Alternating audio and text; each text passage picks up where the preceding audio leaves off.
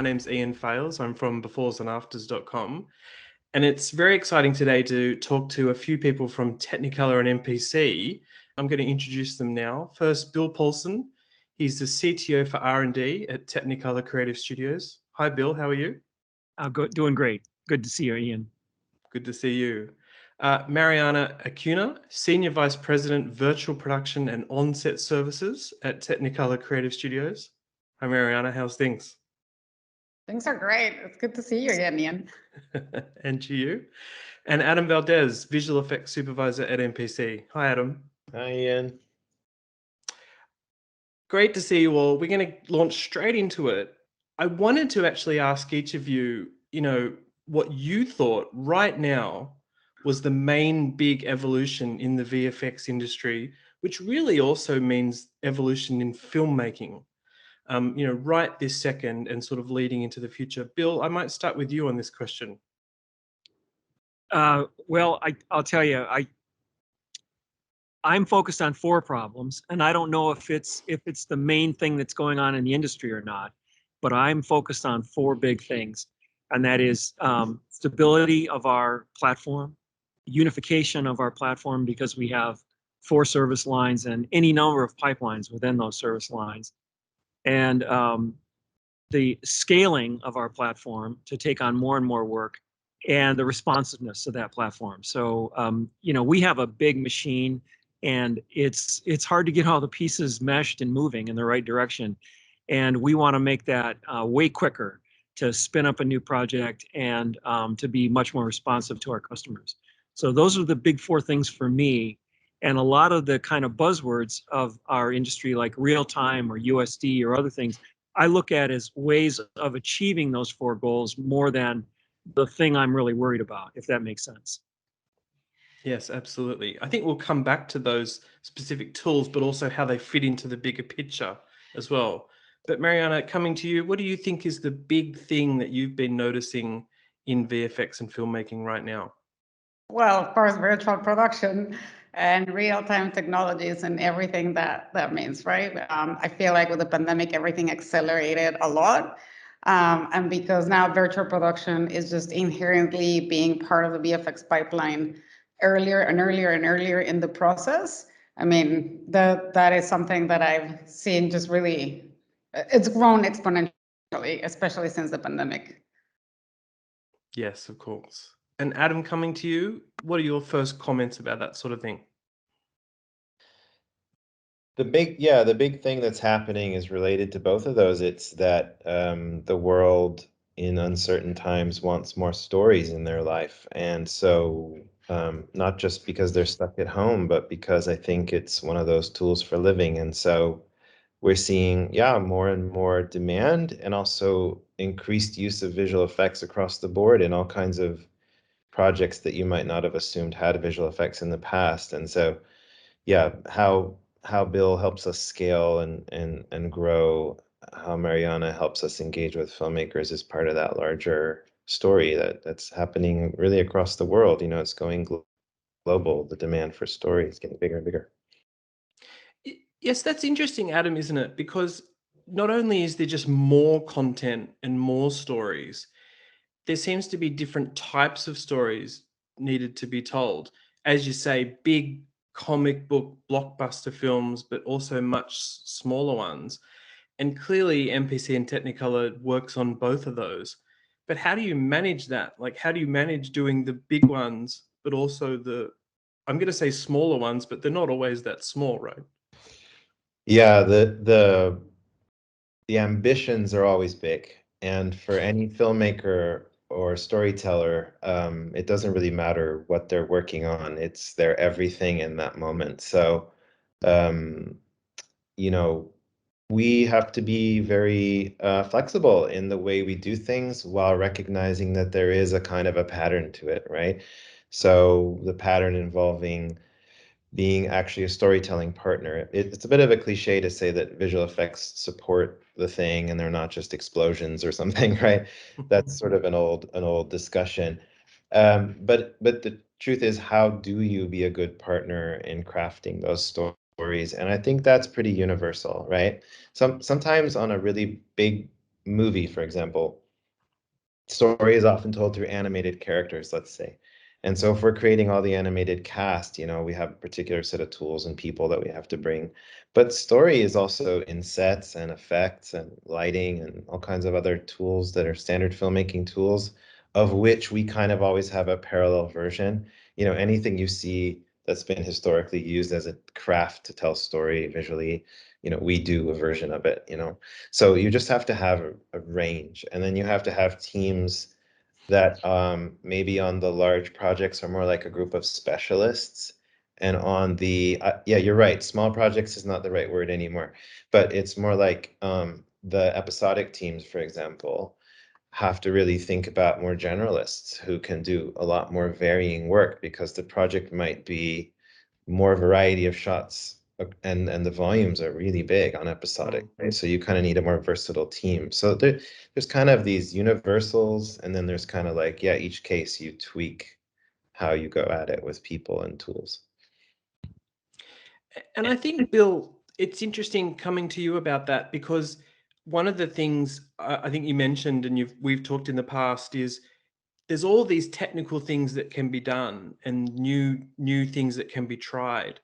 But you always see your role, don't you, as sort of removing the structural components of those technical things from artists, so that it's more streamlined and kind of just they can just concentrate on their art, really. I want you to talk about that. That's exactly the challenge, I think, is we spend so much time building structure. When we wire up a show, we're hooking up a world. We're making sure that the trees are rooted in the ground, that when the character walks across the ground, that all the footfalls are registering correctly. And there's so much interaction between all of the components of the scene that are very, very technical, and things that you just don't worry about in the real world of filmmaking. You know, when you ask a character to walk from this point to that point, they just do it. And in our world, that's a job. That is a real difficult thing to pull off, to make it convincing. And so what we want to do is find that balance between making that structure invisible and automatic, and yet it's always available if you need to lift the hood and fix something. And we very much want to allow the artists to do their creative work. And one thing I'd add to this is that, you know, just as we're trying to work with filmmakers, and this film, no matter how big or small, is their everything. When we're working with our filmmaking partners within Technicolor, they have very precise ideas about how they want to spend their days, what they want to do, how they want that job to feel when they're working in lighting or animation. And that idea is their everything as well. That's literally how they're going to spend their hours. And so their ideas about, hey, I want to click this kind of button, not that kind of button. I want to have this kind of interaction with the character and not that kind of interaction. Those are very, very important things to capture and try to bring back to them. Yeah, interesting. And Mariana, coming back to you, you obviously mentioned virtual production, and that's an area you're overseeing. I did want to sort of put you on the spot a little bit about that, because I write so much about virtual production now, and I have to say it's one of these catch-all terms, but it means so many things. And I don't really just mean the individual tools like LED walls or real time. Maybe this is a good opportunity to sort of encapsulate what you see as virtual production adding to these new stories and new worlds that are being told right now. Well, and I think one of the reasons why virtual production became, or such a buzzword, for the past 3-4 years, is just precisely because of game engines. Because virtual production is not new. Simply, the technology has come more accessible, more democratization of of hardware, or inertial local suits such as Rococo, or the HTC Vive, the trackers, 3.0 trackers that are lighter and easier to use. All of those things, back in the start of the Avatar days, obviously that was completely prohibited cost-wise. But now it's all really, as we're talking about the future of film, is the revolution, not just, of course, the big productions, but the short form, the streaming, the interactive content, volumetric, etc. Now, I feel like the why it's been the term has been coined now everywhere with virtual production is just because it's like at the beginning of visual effects, right? When again, remember the days of being on set where you were not allowed to even put a green screen because everybody's upset at you and you have like 2 minutes. And it took the industry a while. And remember how long it took to actually call us visual effects. I remember fighting with people. It will be like special effects. And we're like, no, special effects are the people that go on set, like practically make things blow up, and they have a team certification, visual effects, blah, blah, and you have to explain that.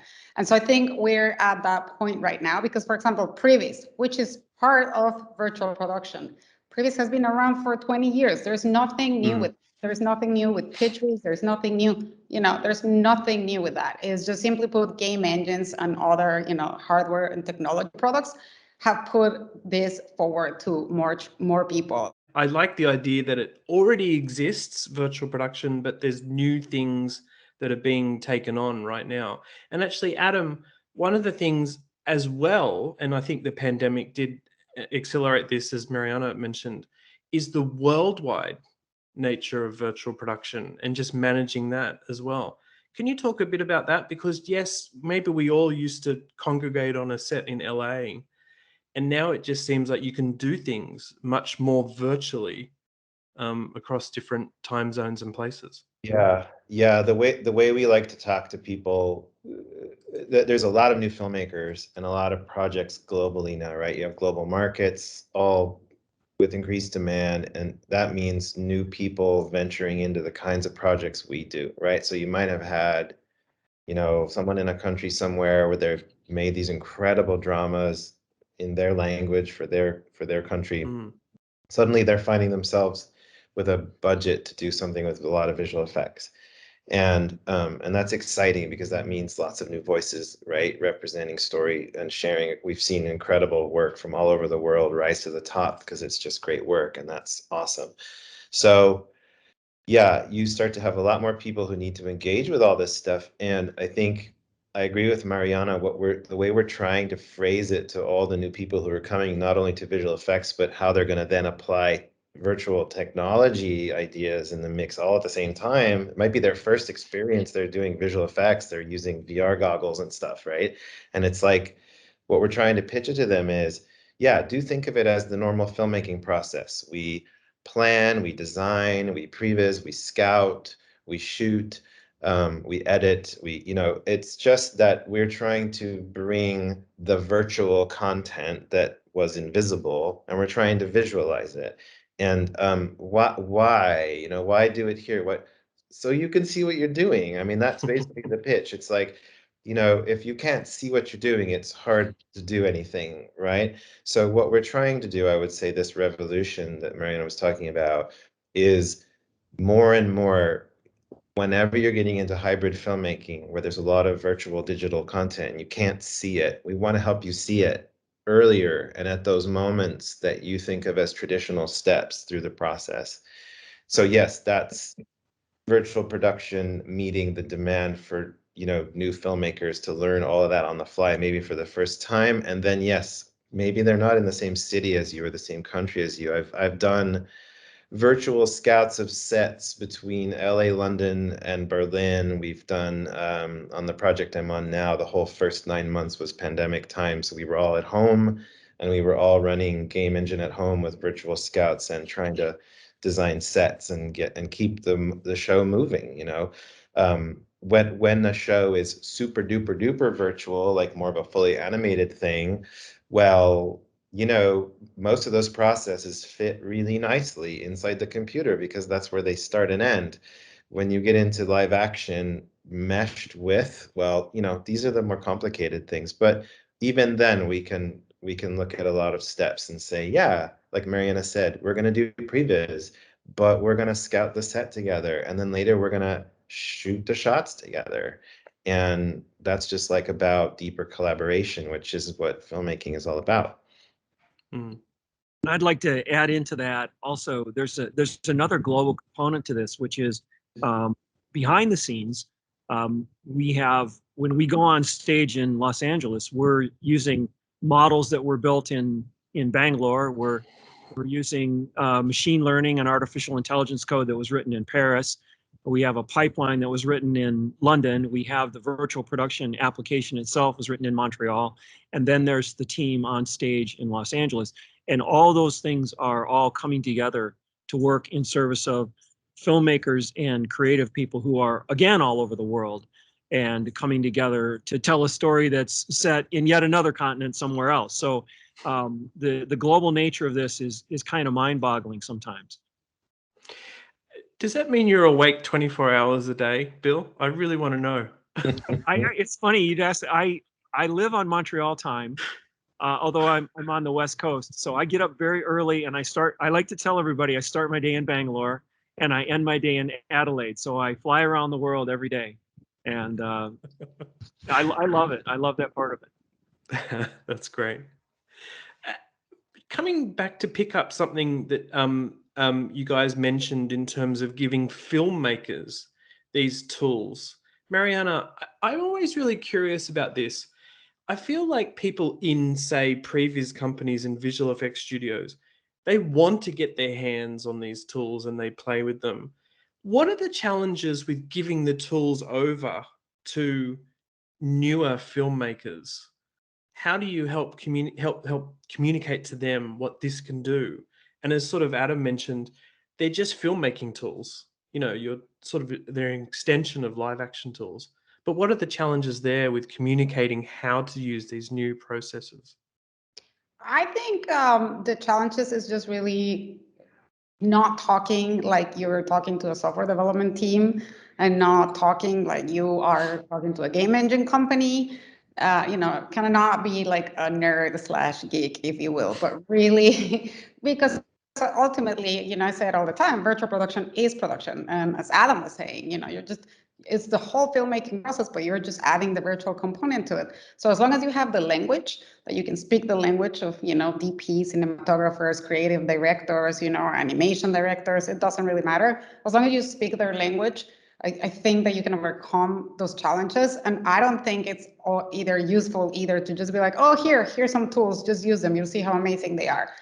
Because, at least I don't believe in shoving technology down the throats of creatives just for the sake of technology. I think you have to really explain to them what are the cons and the pros, because just because you can do some really cool things, that doesn't mean that you should be using that, right? Just like you wouldn't want to maybe shove a ton of visual effects down somebody's throat that is not really, that is all story driven, or, story is very important, but that they may not need any visual effects or that much visual effects or more invisible visual effects. So you have to really help them understand the best tool for the job to overcome those challenges, and at the same time making sure that you have somebody like Adam, that that creative connection that then is going to help them visualize their vision better. Because I don't know, maybe because you're talking about newer filmmakers, that maybe they want to use everything, in-camera visual effects and LED walls and simulcam, and they just want to throw the kitchen sink at it, right? Just because it's the buzzwords and everybody's doing, and they want to do like, I don't know, 9 people in mocap suits and whatnot. But then the story is terrible.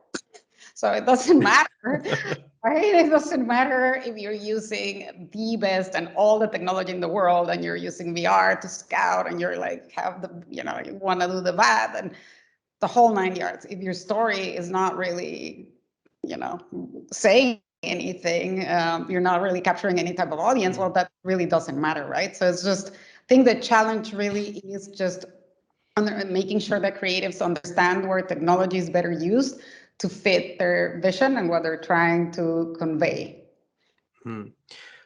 Well, Adam, you obviously worked on Jungle Book and Lion King, and in many ways, I understand, spearheaded much of the virtual cinematography side of some of those projects. How was that dealing with existing filmmakers? I said newer, but of course there's DOPs that have been shooting for 30, 40 years that are coming into these new processes and new tools. How did you find helping to communicate to them what some of these new approaches were? Yeah, I mean, when you have a director like Jon Favreau, who is is super motivated, really wants it and wants to try new ideas and things, it helps a lot because they're taking on board the challenges that come with innovation. By and large, I would say, yeah, the group efforts, I should just say, on both of those movies, lots of people contributed. Yeah, a role like mine is sort of in the middle, in the intersection of a lot of people and efforts. I would say overall, the mission of how you kind of bring that filmmaking collective together and carry everybody through it is really to, I would echo things that both Bill and Mariana are saying, which is, as we talk about the future of filmmaking, we're on a long continuum where we're trying, the theme is just make this technology recede into the background in general, right? So years ago, we used to be really strict on set. Now we're very loose on set. And that's part of that was philosophical, like just don't impede the process. Now it's not about like don't impede it. It's about how do you aid it. And so, what you're really trying to do is recognize that you're what I like to think about MPC Technicolor is a meeting place between a bunch of really passionate artists and a bunch of really passionate filmmakers, and they're going to make something really cool together, like really awesome and maybe fresh and crazy and ambitious. And so what you're doing in those times, like those movies where they're big and ambitious and crazy, and you frankly go into them on day one not 100% how you're going to do them, right? Is you're just constantly trying to get our group, because we are a group, there's a lot of people involved, to just focus on process, right? Every filmmaker has some pieces of paper on one day, and you fast forward and suddenly there's a premiere of this incredible thing, and you're trying to kind of protect these little delicate flames all the way through, these flames of inspiration, of character, of mood, of tone. And there's a million little moments where you can be building up and make something great, or you can be distracted and hurt and let the little flames blow out. And by the end, you're like, oh, that's not what we thought we were doing. And so I think it doesn't, so this new challenge of sort of saying the way the future, like, where are we going? Where is this all going? It's going to be like where every one of these projects we start, we're just trying to walk up to the filmmaker and say, we're a great partner for you on that journey. We're going to protect those flames with you. And we're going to bring you all this insanely amazing technology, but it's going to feel like it just weaves into the process. One of the things we've sort of said already is that virtual production is a buzzword, but it's really happening. I feel like on a Future of Filmmaking panel, we probably can't ignore some of the other buzzwords that are going around the traps with visual effects and animation and filmmaking. And I mean, two of them are machine learning and deep fakes. Again, it feels like MPC Technicolor is really just helping filmmakers with whatever problem they have. You're not necessarily selling machine learning or deepfakes or virtual production. Just you offer it as a solution. But Bill, I am interested in the whole panel and everyone's view of where machine learning, let's start with that one, Yeah. will come in and is already coming in to the process. So we are focused right now on building our expertise in machine learning, and we're doing that by the first problem we're attacking is that when customers send us plates, we want to look at those plates and we want to learn everything we can about them. So it comes in as a rectangular grid of pixels, and it goes out as we know where the characters are, we know where the eyeballs are, we know what's hair, what's clothing, we know what a tree is, we know what's foreground, we know what's background, we know where the camera is, we know the lighting, we know the albedo of every surface. That's what we want to deduce from these plates. And we want to do as much of that as automatically as we can. And so that's the first big push we're making, and we're making tremendous strides on that. And that team is based in Paris. And then next from there, I think, is at some point when we get into the nitty-gritty of making the final shots, there's a tremendous amount of finishing detail work that's pretty grunt work, and it's things like getting the footfalls right and getting the when you move a tree, does the ground cover move around it and reconfigure itself so you don't have to redress the whole set? Can you lay out a grid of streets and have the city grow itself automatically, and to save yourself from having to build all those buildings? Can you grow a forest from some simple descriptors, like here's some terrain and we want it to be mostly oak and leave a path here? Can we do that? And I think that's where we're going, is that machine learning can enhance the productivity of our artists by automating these incredibly tedious tasks. But as I say, we're starting with analyzing plates right now. That's our first big push into it. What about you, Mariana? Where have you seen machine learning help in a big way, and where do you want it to continue helping, even in that crossover with virtual production? Well, I think, machine learning when it comes to performance capture for both body and face has done, where would it be without machine learning? Really, it's been finessed for years. And just because I'm very new at Technicolor, I can't really speak of specific projects that have used it.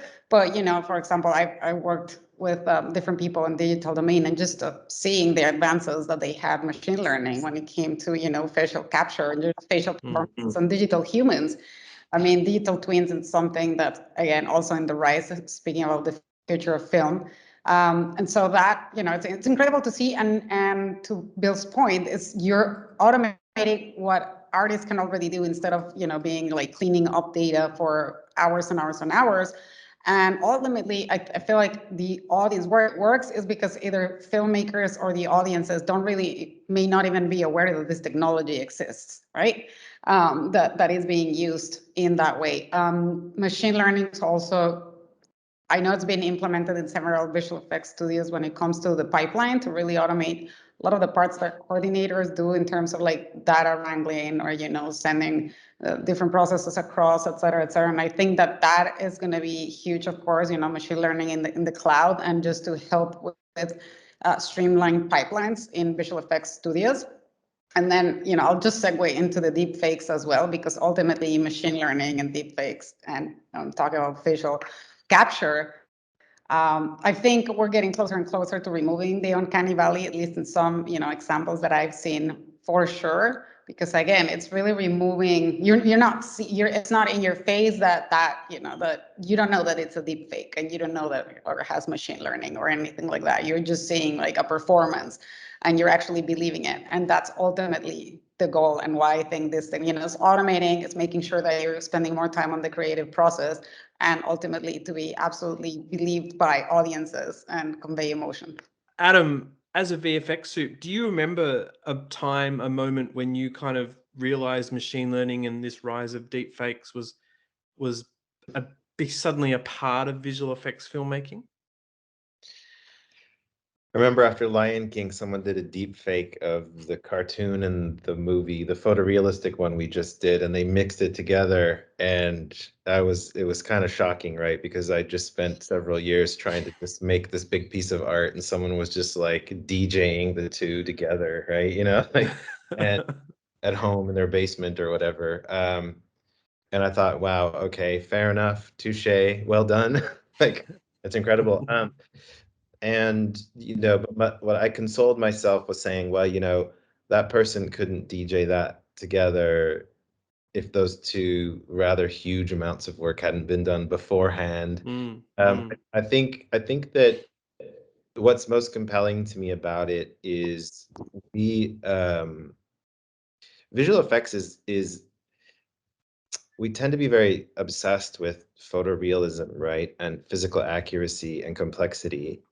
So I would say the uncanny valley that Mariana mentioned, for bad visual effects, is often where a piece of software really is very complex, but hard. It's a hard phenomenon to master, a human face or a really cool explosion or something. And so you see, like, it's hard to have control over something that complex and not fall short of the mark, right? And so I think and then you add the fact that it's aesthetic. So we tend to talk a lot about reality and realism, but in visual storytelling, it's highly aesthetic at the same time. And I don't just mean how it looks. I mean how an explosion is across multiple shots is a little piece of art right there. So I think that to me, the most compelling thing is if you have a deep fake layer on things that takes, something that an artist has created and embellishes it and takes it over the line and makes it something that has attributes of more complex phenomena, but they don't have to be a PhD physicist. That's really compelling, because if it means under pressure you can duplicate your successes, with artist tools and this kind of buddy that's there with you, that's like, yeah, I can also take that idea and I can study lots of examples of wins and I can give you a little bit of that winning as well. That's super interesting. And I think that, again, plays back into how ambitious we can be, right? Like being more daring in what we try across more projects for more people, and then everybody's winning. There's some risks there, though, aren't there? In terms of, I mean, I've just rattled off some tools, LED walls, deep fakes, machine learning. But Bill, sometimes, the client doesn't need an LED volume to do the shot or sequence or film they want to do, or they don't need deep fakes. It might be the cool thing right now. I'm really curious about everyone's view on this, but starting with you, Bill, like just working with the filmmaker, working with the creative to give them what they need, not just something because it's cool. I think I've been in a lot of show kickoff meetings, and I think one of the things I've learned is that each VFX soup approaches it in their own way, and some kind of come into this with the attitude that I just want to use the tools that I know work. I don't want any development drama, any kind of technology drama on this show. So that's how I'm approaching this. And let's look at the customer's storyboard requirements in those terms. And we usually find a way through with that. Other VFX soups kind of come into it saying, I want to pioneer a bunch of new techniques to make this really amazing. I've got an idea of how LED walls or whatever you've just named could be used here, and they're up for the drama of it's going to be a development process, and we're gonna be working with you, and you're going to have alpha software and beta software, and you want that challenge. And so I think we kind of adapt to our VFX soups as they analyze the story requirements. Right. And Mariana, what's your take on that? Because again, you've got all these amazing tools to play with, but sometimes they don't necessarily need to be deployed for certain shots or sequences, do they? No, exactly. Or the filmmaker may not want to use them. He or she may be totally against it, and in which case you have to respect that. I think it's also important, for example, just talk about LED walls. Because of the Mandalorian, and it was this buzz of like cheaper, faster, better, and it's going to look like the Mandalorian. You're like, no, the amount of work that's behind that doesn't mean like it's really a creative process, collaborative process that involves tons of people. And for you to see that, even if it's a locked off shot of, the Mandalorian, just saying this is the way, that took a ton of people, a lot of artists, a lot of optimization of assets, that took, concept art. It took a lot of work to get there. So it doesn't mean that, oh my God, just because you get an LED wall, then that's the end all be all. And that is going to be faster, cheaper, and better, because that is just not true. So what's important to filmmakers is respect their vision, hear them out, and then you can make suggestions, right, as to why you can use one or the other technology, right? For example, virtual scouting, they may not want to put the VR headset on. That's fine. You can hear them out. You can explain. You can put them on yourself so I can see it in a monitor or whatnot. Ultimately, if they don't want to do it, then that's fine. And you should find another solution. So you should adapt, because ultimately you're also just like a human tool to help them realize their vision, right? It's their vision and you're just there to help. And then on the other end is really knowing what the best practices are and what the do's and don'ts are. Again, I'm going to use the example of the LED walls, because it's a buzzword. All of a sudden, everybody wants to use it, and you have to explain to a filmmaker, no, look, you're not going to be able to move the camera too far back. You're not going to be able to have you think about coverage, because you may need a bigger wall, and it may not be part of your budget, but you may not need that, because by the way, you can also just shoot this practically, and that's maybe what you need. And yeah, okay, you can have a 12-hour sunset, but that doesn't mean that you are gonna use 12-hour sunset. And then maybe you're still, depending on the wall that you use, you're still going to have a lot of artifacts after the fact, and you're still going to have to fix those in visual effects. Or have you thought about the reverse shots? You're not going to, where's that going to go? Because it doesn't work for every situation. So I think you have to be adaptable, flexible, really know who you're talking about, like read the room, and just help them realize their vision. And again, I'm going to repeat it, not shove technology for the sake of technology. Yes, I totally agree. Adam, do you have a take on that as well, from any experience or predictions about how that's going to go down? Well, in the past, there might have been a question about, like, are you going to use miniatures for this environment work or go full digital? That might have been a conversation a while ago. What are the reasons to go one way or the other? And I think what Mariana's getting to is there's this, yes, cycle of evaluating how a sequence is developing, where the money is, and what is the way to, when do you spend your money as well, right? Like it's if you have a typical filmmaker or storyteller who is in the mid of process, script is still gelling, starting to shoot, they may not be in the headspace to make lots of big creative decisions about the very final images at that juncture. So trying to race them ahead to, say, in-camera visual effects might not be the right timing for that show. So I'm kind of a process artist head who loves the technology. So I'm always sort of just like, you're really just tuning into, like, what are we doing right now and what makes sense? What's going to help this move on? Like, how do we unstick this question? Or we had some great stuff with learning how to use VR as a scouting tool in Lion King, and in the show I'm doing now, where, how do you unstick design questions? That's just like throw something at it real quick, do some VR, this, move on. I think that kind of general approach of us as this rather huge group with so much talent and so much technical capability, it's a matter of, yeah, like Bill said, supervisors kind of reading the room with their collaborators and figuring out, like, what do I need to turn back inside the company and pull out and bring you. That's kind of, I think, just the way to approach it. We also very early pre-green light often are getting into the weeds of this stuff, Right. What can we afford to do on this project?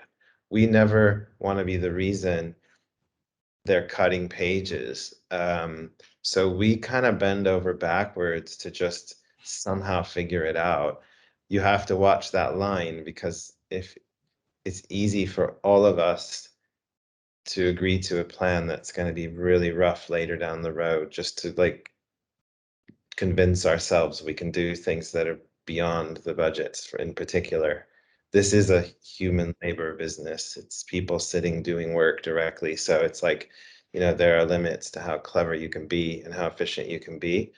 So I'd say those are the factors as I see it. You're very early kind of approaching things the right way, responsibly, and then you're trying to never really be the reason they have to say no. But then one day you do have to say, yeah, this isn't a good plan anymore. Let's stick to this or something, Those are kind of the way we just keep chipping away at those challenges all the way through. And actually, Adam, staying with you, this is really also, I think, a future of filmmaking issue. We've talked about previs already and doing the work up front for what goes on an LED wall, say, and scouting, which all seems to be things that happen in pre-production. But it's interesting, isn't it? Because visual effects traditionally was always considered in post. Now, a lot of early work has often been done in visual effects, but do you feel like this new way of working is really about moving everything up to the front? And are filmmakers on board with that? Do you have to educate them more about it? Do you have to change the budget, the bidding, that side of things to make that happen?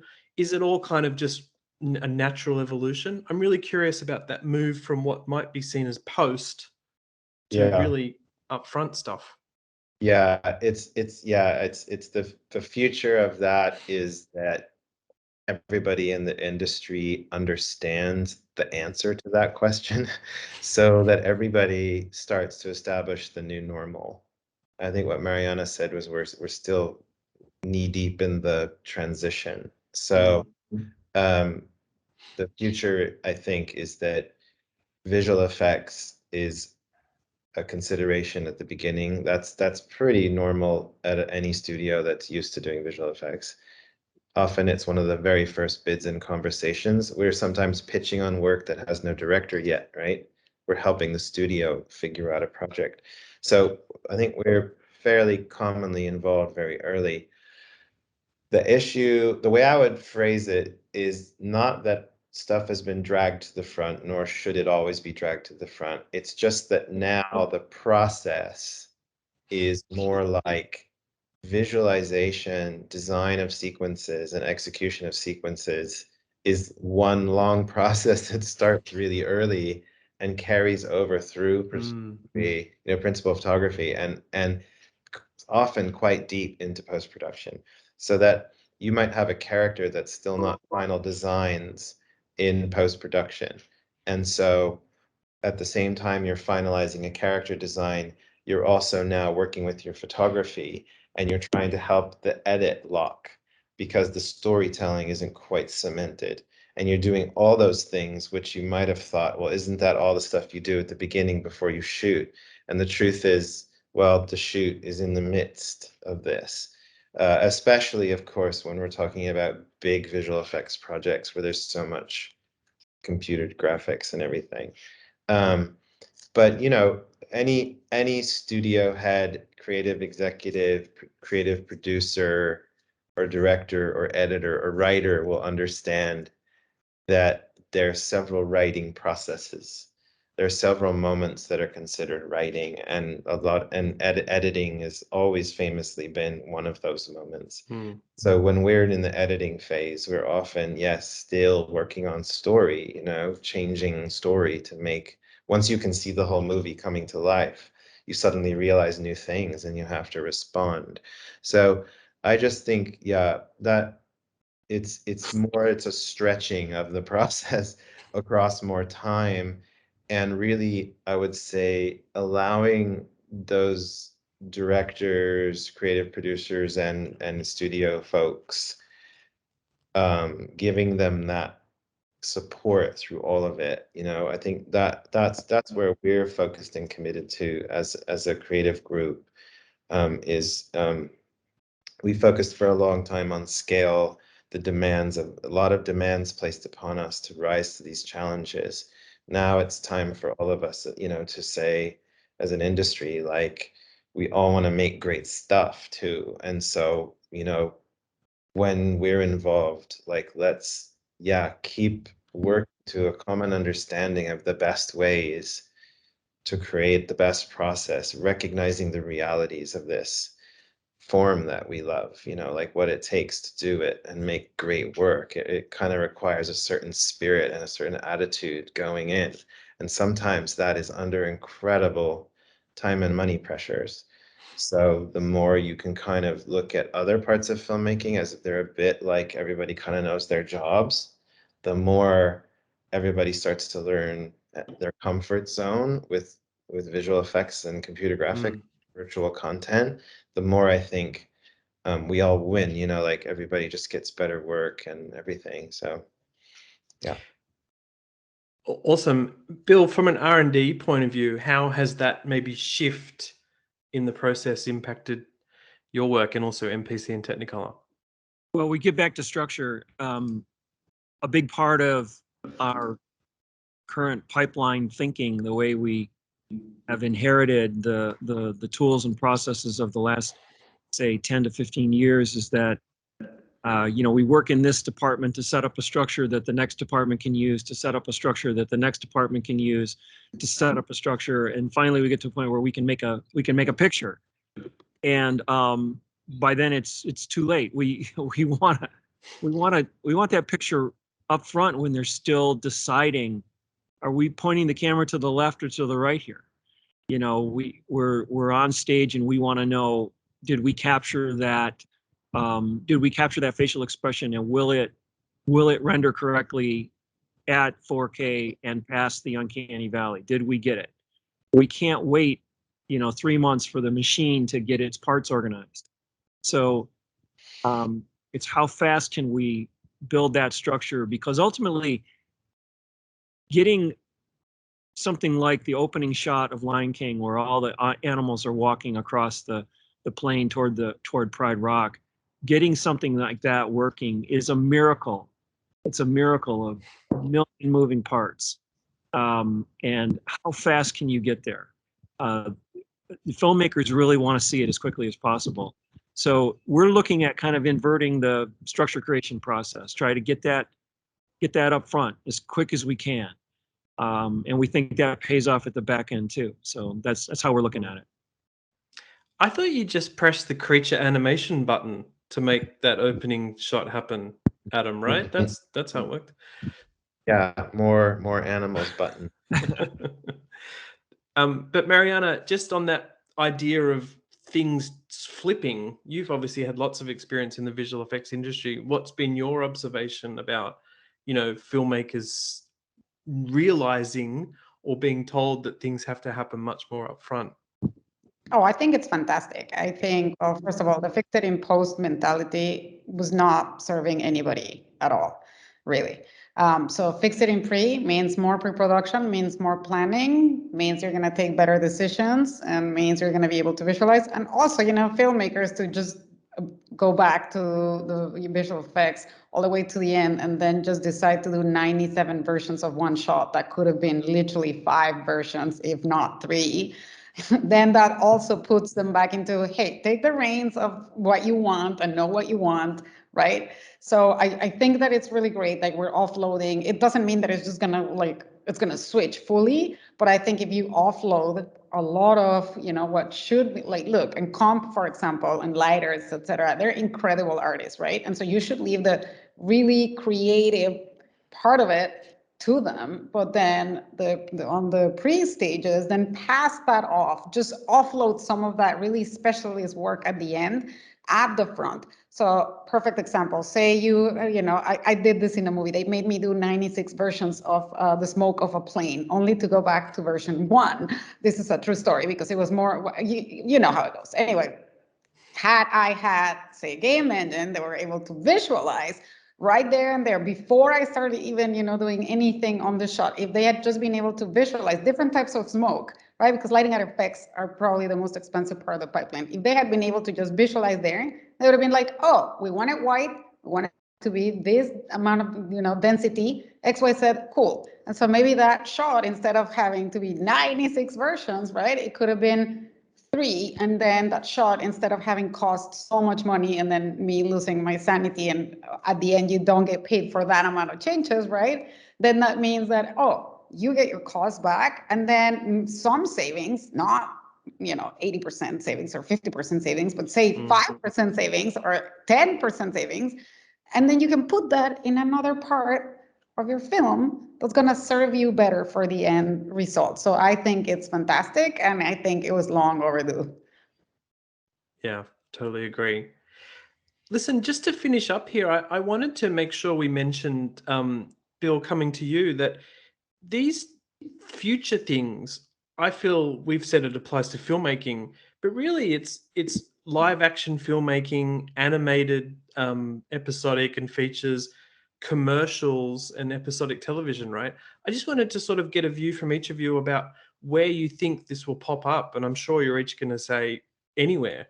But Bill, what are your quick thoughts on that? Okay, anywhere. I agree. Do you want me to elaborate? I mean, I think that's you nailed it. I think that one way we look at it is that each of our service lines is approaching these problems in a slightly different way, and they're teaching us something about what filmmaking needs to be. So when we look at a VFX tentpole and we've got so many characters to build, it teaches us how to factor the work into bins so that a person can be an expert on fur or an expert on a particular species of animal walking, or an expert on how trees grow in a certain part of the world. Whereas if we're in a commercial with a very tight turnaround, we are driven towards a generalist workflow. We need someone who can jump in and do the whole thing beginning to end. And so these different challenges that the service lines present to us give us a broader range of inputs to think about when we're building these systems. So that's how we're looking at it. The challenge of the different service lines is making the pipeline stronger for everybody if we can just listen to what they're telling us. Yeah. Adam, what about you? I mean, you obviously have mostly feature film experience, but it's kind of cool that all this stuff is showing up elsewhere as well, right? Yeah, so I think what's pretty well understood is that stories live in worlds. And what's happened in the game industry and what everybody's talking about, Metaverse future and all the rest of that, is that worlds and their mythologies are fun to explore and watch stories from and play in, right? So we're already seeing that anyone who loves a particular world can have multiple experiences in different ways, different relationships to that world, and be a fan geek about it in all these different ways. So I think there's a kind of a convergence, yeah, of not just the technology that underlies, that graphics, visualization of fantastical things starts to sort of pop up in these different guises. We have relationships with that world in games, in maybe as a TV series, maybe as a movie, and then we're going to start having a little interactive experience on our phone. I mean, this is happening. So that means that all of those creators in all those mediums who are all sort of working and tapping one world, there's a lot of crossover of tools and how that digital content moves around, and how we kind of need to fulfill a role as the originator from zero often of these worlds and these ideas. That's kind of probably one of our biggest roles, is to take early ideas and get that first realization out there in the world via story, because it's such a compelling way in for human beings, right? So yeah, it's a really interesting time of converging distribution, medium, and the technology that can be sort of glue it together. It's a fascinating time. And Mariana, what about you? I mean, on set doesn't just mean film set anymore. Of course, there are commercials and TV shows and, experiences where all this technology can come into play. Oh, yeah, absolutely. I think for me, one of the things that I'm most excited about is just the different ways of creating content. I think, the types of content that we see today are never going to go away, just like radio hasn't gone away, right? But I mean, it's impressive to see what people are doing really in TikTok, in Instagram, and, the future of VR in film and augmented reality everywhere. And, AI coming more and more into play, digital twins, the metaverse. I mean, I think it's fantastic that there's going to be such a rich types of content creators with a lot of diverse stories and different platforms in how to tell their stories.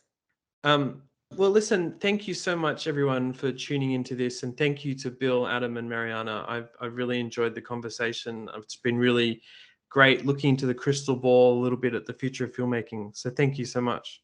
Thank you, Ian. Thank you. Thank you, guys. Bye. Thanks. Bye. Bye.